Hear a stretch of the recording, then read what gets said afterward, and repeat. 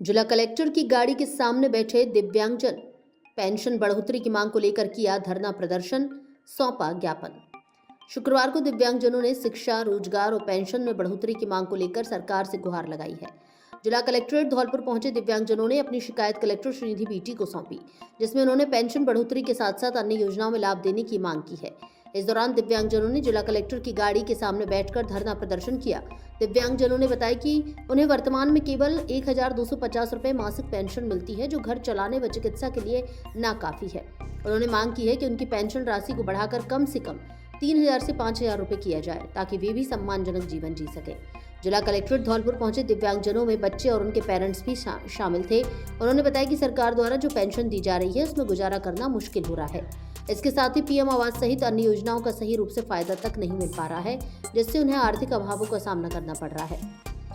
उन्होंने कहा कि वे सरकार से बहुत अधिक अपेक्षा नहीं रखते, लेकिन दिव्यांगों को निःशुल्क शिक्षा, आवास और बढ़ी हुई पेंशन राशि प्रदान कर उनके जीवन को बेहतर बनाने का प्रयास किया जाना चाहिए।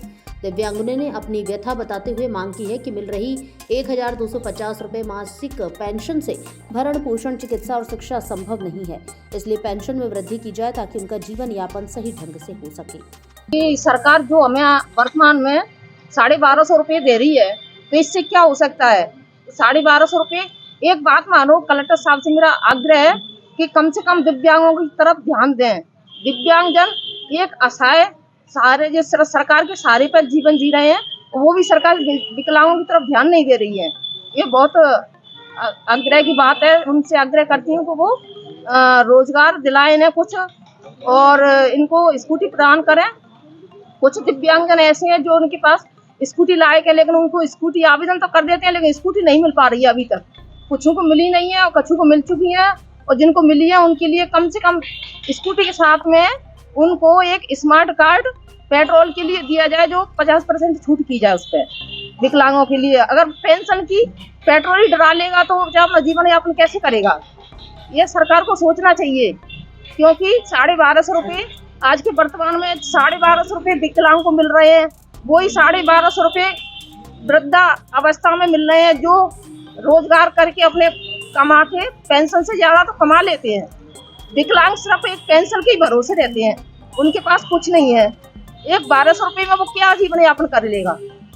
सर, 1,200 रुपये में एक विकलांग के गुजारा नहीं हो सकता है। तो 1,200 रुपये में एक विकलांग किसी ठेले पे से एक सेब की दुकान हो, उस पे से सेब लेकर के लेवे, तो वो सेब की दुकान को देख के नहीं चला जाएगा, मतलब सेब खा नहीं सकता है। तो मैं कलेक्टर साहब से बार बार नम्र निवेदन करता हूं कि इनकी पेंशन पे ज्यादा तरह से और ध्यान दें कि इनकी पेंशन बढ़ाना आवश्यक जरूरी है। मेरा नाम सरोज देवी है, मैं अदन्नपुर की हूँ, और मेरे पति का नाम नेक सिंह है। मेरे को कुछ नहीं मिलता है, बस सिर्फ पेंशन मिलती है, और मेरे 2 बच्चे हैं, मैं इन्हें कैसे पालूं? और मेरी सुविधा, मेरे को ना तो स्कूटी मिली, ना राशन मिले, ना लाइट मेरे घर पे, और ना पालनहारा मेरे बच्चे को, कुछ नहीं है मेरे पास। मेरी विनती करो भाई, मेरे को सब मिलना चाहिए। नमस्कार, मेरा नाम रवि त्यागी है। आज हम जिला कलेक्टर महोदय जी को ज्ञापन देना चाहते हैं। सभी दिव्यांगजन, उनकी कुछ समस्याएं हैं। उनको एक तो राशन समय पर नहीं मिलता है, तो किसके बिना कारण के राशन कार्ड बंद कर दिए गए हैं। स्वरोजगार योजना का लाभ नहीं मिल पा रहा है उन लोगों को। स्कूटी योजनाओं से बहुत से लोग अभी वंचित हैं। किसी लोगों को 2 बार स्कूटियां मिल चुकी हैं।